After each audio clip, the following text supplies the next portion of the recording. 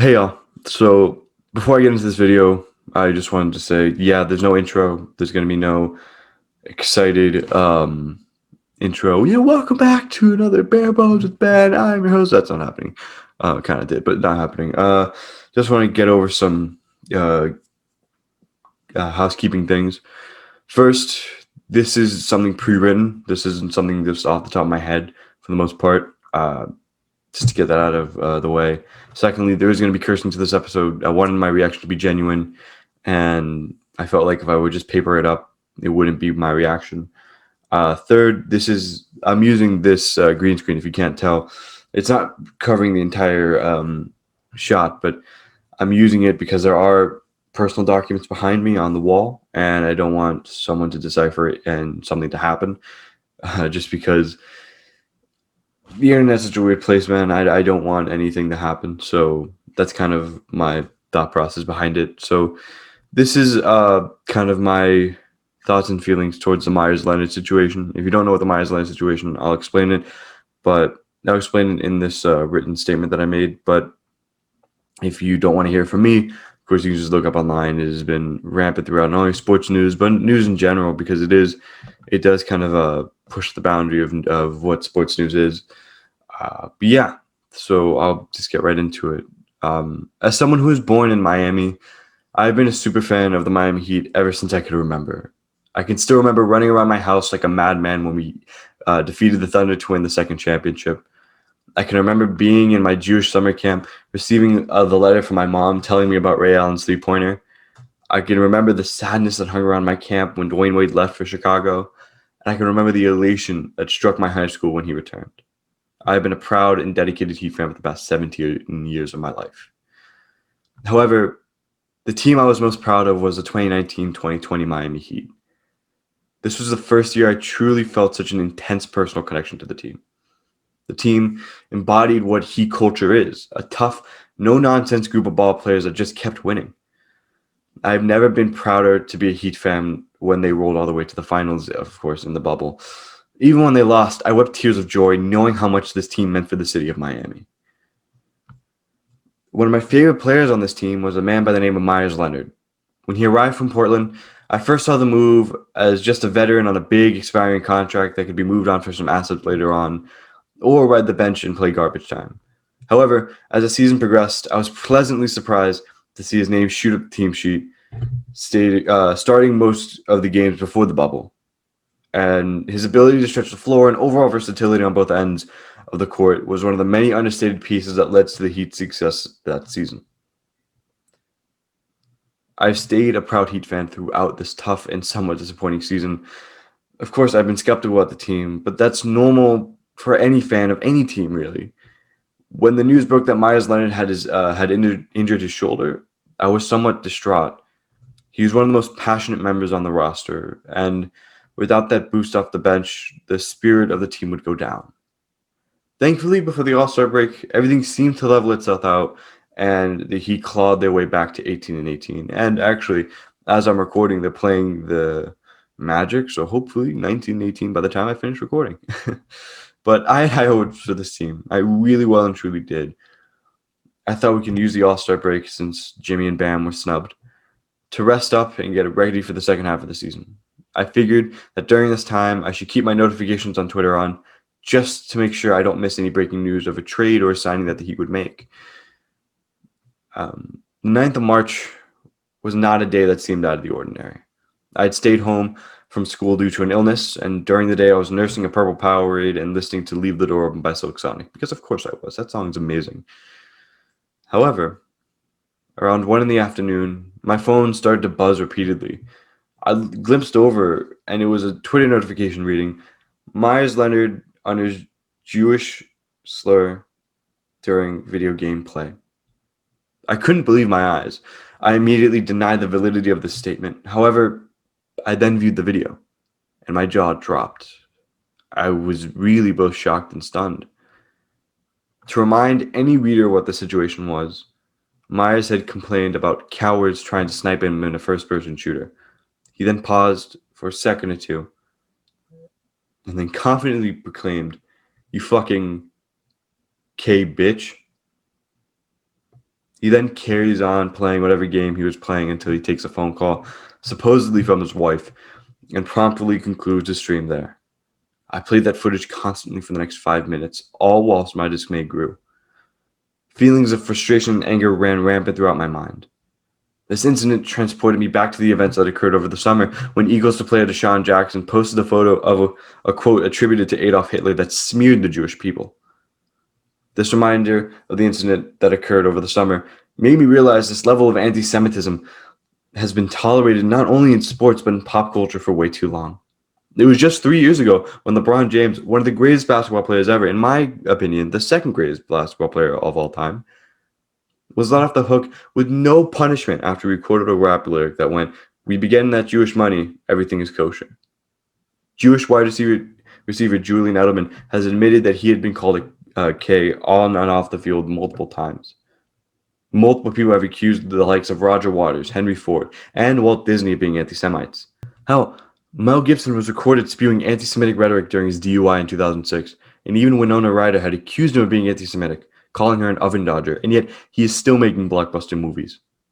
Coco Chanel was ousted as an undercover agent by the Nazis all the way back in 1944. Despite all of this, Chanel is currently valued at $13.7 billion.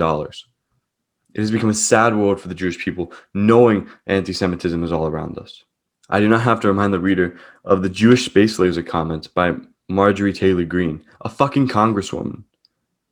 As I've matured, I realize that this little bubble I live in, where Judaism surrounds me, is a rarity in this real world, and that Meyers' comments were a scary and saddening reminder of that. With all that being said, this incident with Meyers Leonard hit extremely close to home, not only as a Jewish Heat fan, but as a Jewish man. This was not something that just slipped out. He paused, thought about what he was going to say, and probably chose the worst possible outcome. To anyone defending him, saying that it was in the heat of the moment, and if you're offended by this, you've never played video games, fuck you. I've been frustrated when I played video games, of course, but I've never turned to one of my friends and screamed bigoted slurs in their face when I beat them in Madden. I feel like a fool when I defended the Heat for re-signing Meyers Leonard. I am ashamed for ever cheering for this man. This disappointment, I feel, is worse than losing any game or any beloved player leaving. I can't even imagine what was going on through his head. He had just bought a $9 million mansion in Miami and openly stated his intention to remain a Miami Heat player for years to come.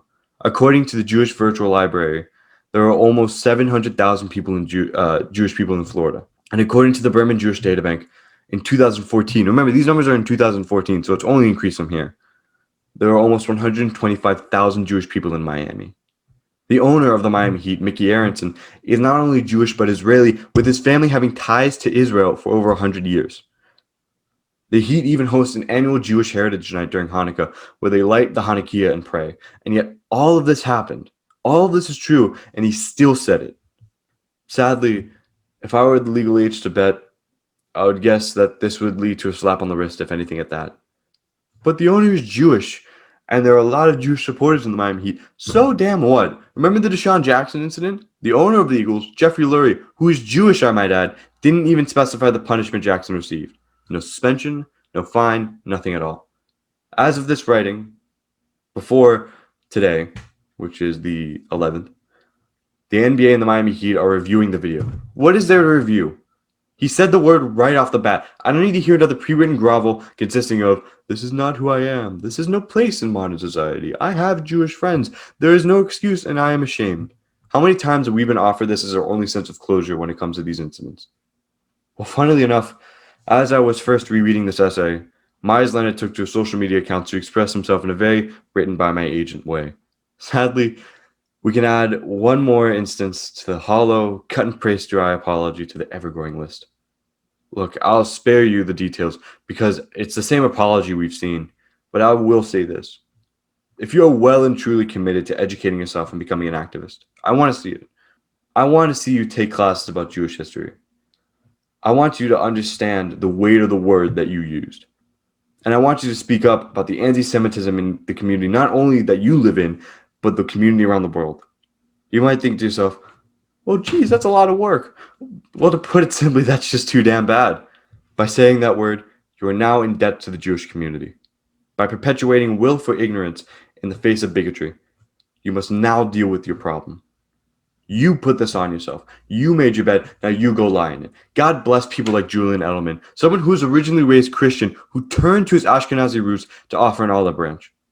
God bless Max Kellerman, someone whose family fell victim to the Holocaust, who came out on national television and said that he was not offended by your comments. Some people might say, well, you can't just cut someone from a team. It would ruin their livelihood. Really? Tell that to the 6 million Jews who lost their livelihood in the Holocaust, the 60,000 victims of the pogroms, the 32,000 that died during the Spanish Inquisition, and the millions of Jewish people whose livelihoods have been turned upside down because of their religion. And during this recording, or at least during the day of this recording, which is on the 11th, as I stated, it seems an update should be told. As of this writing and as of this recording, the NBA has now come down upon Meyers Leonard, fining him $50,000, suspending him for 1 week, and subjecting him to cultural diversity training. $50,000. To jog your memory a little bit, the San Antonio Spurs were fined $250,000 for benching their players off of a last game of a road trip against the Miami Heat. And I watched that game. If it wasn't for Ray Allen, which, funnily enough, he always seems to come up against the Spurs, Miami wouldn't have won that game. Latrell Sprewell was also fined $250,000 for not reporting that he had a fractured hand. I mean, we can keep going on. The Portland Trail Blazers were fined $250,000 for tampering with undergraduates. I mean, and this is the worst one, I would say. Vladimir, and I'm going to mess his name up, Vladimir Radamanovich, my bad, was fined $500,000 for, get this awful thing that he did, snowboarding. That's it, snowboarding, that's it. And yet, $50,000 is actually, I read it, according to the Miami Heat, it's the limit that they can fine him for it.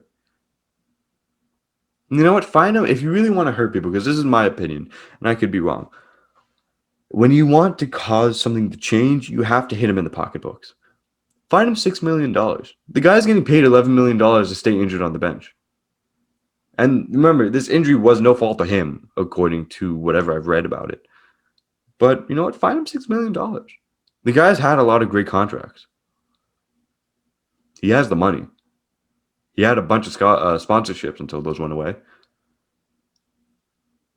Hit him in the pocketbooks. Why not? And also, by the way, anyone on Instagram that is saying that people who are upset about this are soft, fuck you. Genuinely. Because this isn't just some rando guy doing it. This is someone with a platform. This is someone who people look up to. This is someone who plays in a place that has a strong Jewish community. And because of that, he should know better. And this willful ignorance that he showed perpetuates over and over and over again. With this slap on the wrist of a punishment, this will allow more people to realize, hey, it's not bad to be anti-Semitic. It's not bad to be a bigoted idiot. And I don't think Meyers Leonard is bigoted. Let me just get that right. Let me just get that out there. I don't. I well and truly don't. I think it was out of ignorance. But the worst thing, and I do agree with Julian Edelman, the worst thing is willful ignorance. Because you then mess up and you then perpetuate this stereotype for years to come. But hey, at least it was more than what Deshaun Jackson got. At least we know what Meyers Leonard got. And before I end, I just want to say, I realized after stepping away from this essay and hearing what other people had to say on this issue, that the root of my anger and the root of my frustration doesn't really stem from Meyers Leonard and what he said. I realized that it had been triggered by his comments. Too many times we have seen celebrities get away with anti-Semitic rhetoric as if it didn't mean anything. Anti-Semitism is one of the many unspoken discriminations in the United States. I am lucky to have been born in a position where I did not have to face it, where Judaism blanketed the world around me, shielding me from any anti-Semitic attacks. I have been blessed that I grew up in a family that did not tolerate discrimination, teaching me that there are words and phrases you just don't use. However, I worry that this sort of rhetoric, while blasphemous, will be pervasive and become normalized throughout the United States as cases of anti-Semitic incidents has risen, not only in the United States, but around the world. I pray that goodness prevails and minorities in America can live happily ever after, but I know that that is just not the case. If this Meyers Leonard incident has taught me one thing, it has made me realize that I need to stick up for the Jewish people and that the Jewish population all around us need more leaders to support and not only stand against, but actively fight anti-Semitic rhetoric and anti-Semitic actions where they're present. Until the Jewish people see this sort of support, anti-Semitism will continue to plague the Jewish community, and it will continue to burden the people of not only the United States, but the people of the world. Thank you.